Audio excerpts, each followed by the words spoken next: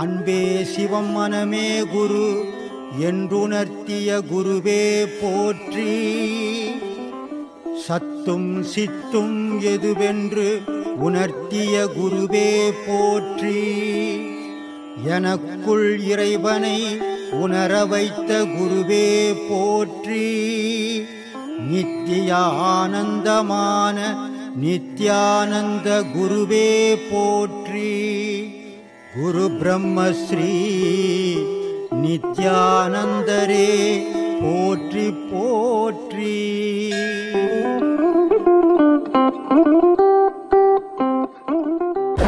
அனைவருக்கும் ஆத்மா வணக்கம். ஆத்மா ஆத்மா.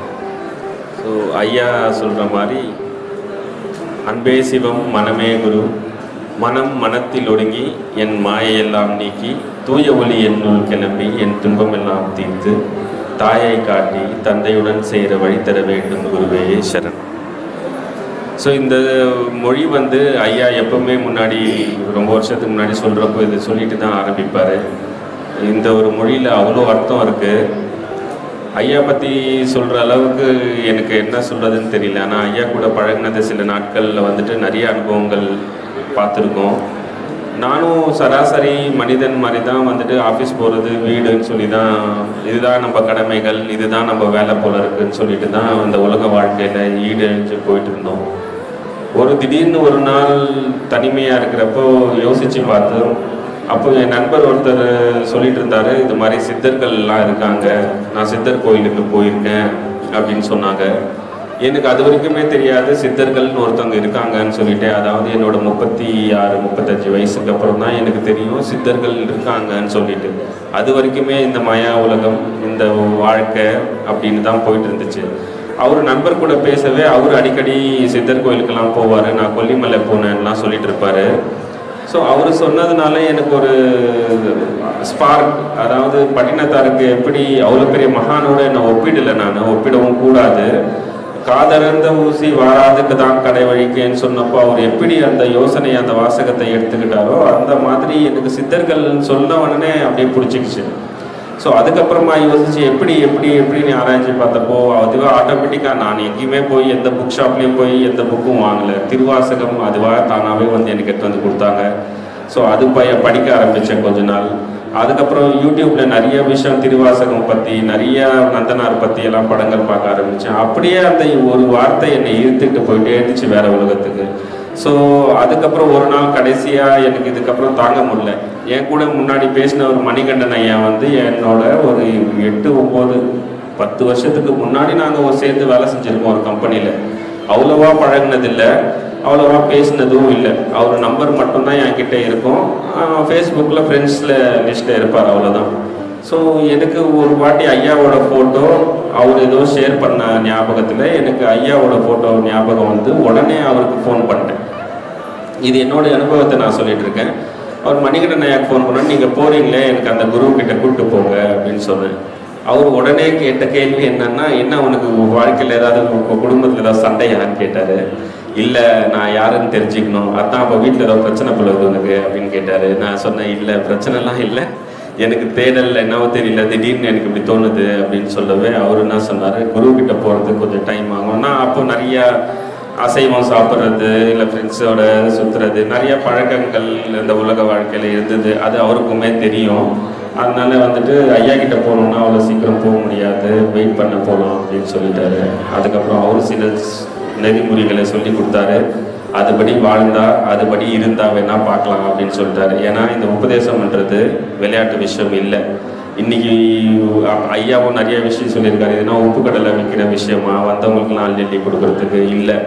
அது ஒரு நெறிமுறையோட, ஒரு கடமையோட, ஒரு பொறுப்போட, ஒரு வைராக்கியத்தோட இந்த பார்ட்டிசிபேட், அதாவது பழகினா மட்டும்தான் அந்த அனுபவங்கள் குருவோட சேர்க்கை நம்மளுக்கு கிடைக்கும். இல்லைன்னா அது வேற விதமாக போய் விட்டுடும்ன்றது உண்மை. அது அவருக்கு தெரியும், எனக்கு தெரியாது. எனக்கு தெரியாதனால நான் என்ன இவர் சொன்னால் கூப்பிட்டு போக மாட்டுறாரு அப்படின்னு சொல்லி யோசித்தேன். அதுக்கப்புறம் அவர் சொன்ன நெறிமுறைகளை சொல்லி கொடுத்த மாதிரி செஞ்சேன். செஞ்சிட்டதுக்கப்புறம் ஒரு 3 மாதம் ஆச்சு. திருப்பியும் கேட்டேன், போகலாமா சார்? இல்லை, நேரம் வரல, வெயிட் பண்ணுங்க. சரி, ஓகே. அப்புறமா திருப்பி ஒரு 2 மாதம் போச்சு. அது மாதிரி 6 மாதம் 7 மாதம் ஆச்சு. நானும் அவரும் மணிகண்டன் ஐயாவும் தொடர்ந்து பேசு. அதுக்கப்புறம் ஒரு நாள் இங்கே அன்னைக்கு வந்துட்டு ஐயாவுக்கு சமாதி கட்டிட்டு அன்னைக்கு கும்பாபிஷேகம் பண்ணுறாங்க. அன்றைக்கி வந்து திடீர்னு முன்னாடி நாள் ஃபோன் பண்ணி நீங்கள் வெள்ளை வேஷ்டியும் டவலும் வாங்கி துவச்சி வச்சுருங்கன்னு சொன்னார். எனக்கு அவ்வளோ ஆனந்தம். அந்த ஆனந்தம் சொல்கிறப்ப என்னென்னா எனக்கு இப்போவே புல்லரிக்குதுன்னா உடம்பெல்லாம் அந்த அளவுக்கு நான் வந்து வெயிட் பண்ணிகிட்டு இருந்தேன் ஐயா வந்து பார்க்கணுன்னு சொல்லிட்டு. ஸோ ஐயா வந்து நேரில் வந்து பார்த்துட்டு போனால் அது வந்து ஒரு உணர்வு. இப்போ நம்ம கூட கோயிலுக்கு போகிறோம், கோயில் போய் சும்மா சுற்றிட்டு வரவங்களுக்கும் கோயில்லையே இருந்து வேலை செய்கிறவங்களுக்கும் கோயில்லையே இருந்து அந்த உணர்வுகளை உணர்றவங்களுக்கும் நிறைய வித்தியாசம் இருக்குது. அந்த மாதிரி வந்துட்டு அப்போ சொன்ன உடனே நான் ஒன்றுமே மறுத்தே பேசலை, சரின்னு ரெடி ஆகிட்டேன். வேஷ்டி டவெல்லாம் வாங்கிட்டு அடுத்த நாள் வந்து ஐயா கிட்ட கொடுத்து உபதேசம் வாங்கினது தான் நான் ஃபஸ்ட்டு வாட்டி ஐயா என்னை தொட்டு ஆசீர்வாதம் பண்ணது. அதுவும் எவ்வளோ பெரிய விஷயம்னு சொன்னால், தொட்டு காட்டாத வித்தை சுட்டு போட்டாலும் வராதுன்றது ஐயா நிறையா வாட்டி சொல்லியிருக்காரு. அதனால் வந்து யூடியூப்பில் பார்த்தோ இல்லை வேறு யாராவது குருமார்கள் மெடிடேஷன் சொல்கிறத பார்த்தோ இல்லை பிராணாயாமம் பண்ணுறதை பார்த்தோ நிறையா பேர் எனக்கு தெரிஞ்சு ஆஃபீஸ்லேயும் சரி சொந்தக்காரங்களையும் சரி நிறையா பேர் பார்த்துருக்கேன். இது மாதிரி தியானம் பண்ண சொல்கிறாங்க, அமைதியாக இருக்க சொல்கிறாங்க. யூடியூப்பில் நிறைய கிளாஸஸ் இருக்குது. ஆனால் அதனால் ஒரு பயனும் இல்லைன்னா எனக்கு தெரிஞ்ச வரைக்கும் இந்த ராஜயோக பாடசில் ஐயா வகுத்து கொடுத்த இந்த பிரம்மசூத்திர குழுவில் சொல்லிக் கொடுக்குற பாடம் மாதிரி எனக்கு தெரிஞ்சு எங்கேயுமே இருக்கிறதா என்னோட அனுபவத்தில் இல்லை. மற்றவங்களுக்கு எப்படின்னு தெரியல. பட் நான் யாரையும் வந்து சுட்டி காட்ட விரும்பல. ஆனால் இந்த பெருமையை சொல்லியே தீரணும். ஐயா வந்து அவரோட வாழ்க்கையே ஒரு கலைக்காக அர்ப்பணிச்சிருக்காருன்னு சொன்னால் எவ்வளோ பெரிய விஷயம். ஆனால் நம்மளுக்கு கவர்மெண்ட் வேலை இருக்குது, சம்பளம் இருக்குது, குடும்பம் இருக்காங்க, 2 பசங்க இருக்காங்க, பொண்ணுங்க இருக்காங்க, எல்லாரையும் கூட வச்சுட்டு வாழ்ந்துட்டு போயிட்டு இருக்கணும்னு நினச்சா அவர் எப்பயோ அவரு கற்றுருக்கிற வித்தையை அவரே வச்சுட்டு அவர் மேல்நிலை அடைஞ்சு என்றைக்கும் மறைந்திருக்கலாம், அவர் உயர்நிலைக்கு போயிருக்கலாம். ஆனால் அவரோட வைராக்கியம் பார்த்தீங்கன்னா எவ்வளோ பேருக்கு அவரோட விஷயங்கள் அது கொண்டு சேர்த்துருக்காருன்னு சொன்னால் அது கணக்கிடவே முடியாது. ஒரு கடல் மாதிரி யார் வந்தாலுமே இல்லைன்னு சொல்லாமல், யார் வந்தாலும் எந்த சந்தேகம் கேட்டாலுமே யோசிக்காமல் என்ன வாட்டி எப்போ வாழ்ந்தாலும் கேளுங்க. அவர் பேசுறதுன்னா அவருக்கு அவ்வளோ பிடிக்கும். நம்ம குருக்கு எப்போ யார் என்ன கேட்டாலும் அவங்க சந்தேகத்தில் விலக்கிட மாட்டோமா அப்படின்னு சொல்லி பேசிகிட்டே இருப்பார். ஒருத்தராவது கேட்டுட மாட்டாங்களான்ற அவர் பேச ஆரம்பித்து இன்றைக்கி கோடி கணக்கில் அவரோட வார்த்தையை கேட்குறாங்க. நான் என்றைக்கோ வெளியில் எங்கேயாவது போனால் கூட நீங்கள் அவர் கூட இருக்கீங்களா, அவர் குருவா எங்களுக்கு அப்படின்னு கேட்குறாங்க. ஆமாம், நாங்கள் பார்த்துருக்கோம், பேசியிருக்கோம், அவர் சொன்னதெல்லாம் எங்களுக்கு பிடிச்சிருக்குன்னு சொல்லிட்டு நிறைய பேர் என்கிட்ட சொல்லியிருக்காங்க. ஸோ என்னோட ஆரம்ப கால அனுபவம் அதுதான். நான் வந்து சாதாரணமாக ஒரு ஆஃபீஸில் வேலை செஞ்சுட்டு இருக்கப்போ எனக்கு வந்த ஒரு பயணங்கள், ஒரு கருத்து, ஒரு சின்ன ஒரு இதுதான் வந்து நான் மணிகண்டன் ஐயாவை ரீச் பண்ணது. அவர் சொன்ன வித்தைகளை, அவர் சொன்ன ஒரு நெறிமுறைகளை, அதுவும் என்னால் நெறிமுறைகளை அது எவ்வளோ கஷ்டம்னா, இப்போ உடனே வாழ்க்கையில் ஒரு ட்ராக்கில் போயிட்டுருக்கோம், திடீர்னு பல்ட்டி அடித்து இன்னொரு ட்ராக்குக்கு வரணும்னா எவ்வளோ கஷ்டன்றது அது சாதாரண விஷயம் இல்லை. அது பழகி பார்த்தா தான் தெரியும். நான் ரொம்ப கஷ்டப்பட்டேன் ஸ்டார்டிங்கில். எப்படியாவது இந்த பாதையை பிடிச்சிடணும்னு சொல்லிட்டு அவர் சொன்ன மாதிரி தான் நடக்கணும் அப்படின்னு சொல்லி, அப்போ தான் ஐயாவை பார்க்கவே முடியும் அப்படின்னு சொல்கிறார், அப்போ தான் கூப்பிட்டு போக முடியும் அப்படின்னு. ஸோ அவரும் வந்து டெய்லி பேசுவேன், டெய்லி புலம்புவேன், நிறைய சொல்லுவாங்க, நிறைய ஐயா சொன்ன வீடியோஸ்லாம் அனுப்புவாங்க, நான் இது கேளுங்கன்னு சொல்லுவாங்க. ஐயாவோட வீடியோஸ் கேட்டு அதுக்கப்புறம் தான் இங்கே வந்து பாடம் வாங்கி இது இப்போ 4.5 வருஷமாக பண்ணிட்டு வந்துட்டு இருக்கேன். ஐயா கூட சேர்ந்து பாடம் பண்ணுறப்ப 2 வருஷம் வரைக்கும் ஐயாவுக்கும் எனக்கும் அவ்வளோ தொடர்பே கிடையாது. நான் போவேன், மணிகண்டன் ஐயா கூட போவேன், உட்காருவேன், அவர் பேசுறது கம்முன்னு கேட்பேன், கிளம்புனோன்னே வரங்கயான்னு சொல்லிட்டு கிளம்பிடுவோம். இதுதான். ஸோ ரீசெண்டாக ஒரு 2 வருஷத்துக்கு முன்னாடியிலேருந்து ஐயாவோட நல்ல தொடர்பு ஏற்பட்டுச்சு. அவர் கூட பேசுகிற வாய்ப்புகள் நிறையா கிடைச்சி, அவர் கருத்துக்கள்லாம் நிறைய பதிச்சுக்க வாய்ப்பு கிடைச்சிது. அவரோட கருத்துக்களை வெளில சொல்கிறதுக்கு நிறைய வாய்ப்பு கிடைச்சிது. யாராவது சொன்னாலும் இப்போது ஐயா சொல்லுவார், எந்த ஆசிரமத்தில் யார் வந்து சொன்னாலும் நம்ம சீடர்களுக்கு இணையாக யாருமே இருக்க முடியாது. ஆன்மீக பற்றியோ கடவுளை பற்றியோ என்ன ஒரு சந்தேகம் கேட்டாலும் நம்ம வந்து டக்குன்னு பதில் சொல்லணுன்றது தான் ஐயாவோட ஆசை. அதுதான் நம்ம ஆசிரமத்தோட சிறப்பாக இருக்கணும் அப்படின்னு சொல்லுவார். அந்த அளவுக்கு தெளிவு எல்லாருக்குமே இருக்கணும். நம்ம எல்லாருமே வந்து ஐயாவை பின்பற்றுறோம்னா அந்த பாதை வந்து ஐயா மட்டும்தான், ஐயா உருவத்தோட மட்டும் இல்லை, ஐயாவோட கொள்கையையும் அவரோட எண்ணங்களையும் அவரோட பேச்சையும் அவரோட மூச்சையும் நம்மளும் எடுத்துக்கணும். அதை எடுத்துக்கின்னு அவரை மாதிரி நம்ம 4 பேருக்கோ நம்மளுக்கு தெரிஞ்ச பேருக்கு ஒருத்தருக்கு சொல்லிட்டோம்னா கூட போதும், அது நம்மளுக்கு கிடைச்ச வெற்றியாக கூட நினைக்கலாம் நம்ம. ஆனால் அந்த மாதிரி எல்லா ஆசிரமத்துலேயும் பார்த்தீங்கன்னா சொல்லுவாங்க, குழம்பி போயிருப்போம். நம்மளே இறைவன் தெரியாமல் தான் குழம்பி சொல்லுவார் ஐயா. இறைவன் தெரியாமல் குழம்பி போவாதீங்க, உங்களை நீங்கள் தேடினா தானே, உங்களை நீங்கள் பார்த்தா தான் இறைவனை பார்க்க முடியும். அப்போ இறைவனை நம்ம எப்படி பார்க்க முடியும்? நம்ம கண்ணால் பார்க்க முடியாதுன்னு ஐயாவும் சொல்லியிருக்காரு. நம்மளோட அகக்கண்ணால் மட்டும்தான் அந்த பேரொலியை பார்க்க முடியும்னா அதுக்காக தீட்சை தான் இங்கே கொடுக்குறாங்க.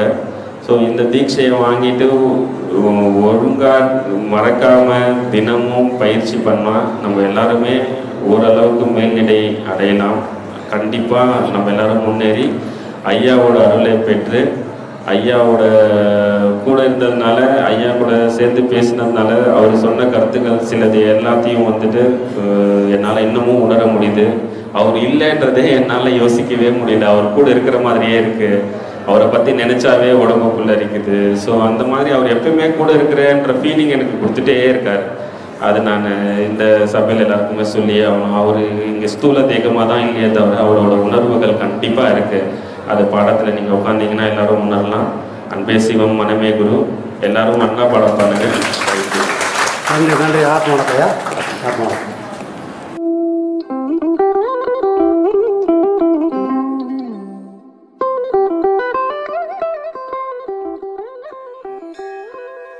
அன்பே சிவம் மனமே குரு என்றுணர்த்திய குருவே போற்றி. சத்தும் சித்தும் எதுவென்று உணர்த்திய குருவே போற்றி. எனக்குள் இறைவனை உணர வைத்த குருவே போற்றி. நித்திய ஆனந்தமான நித்யானந்த குருவே போற்றி.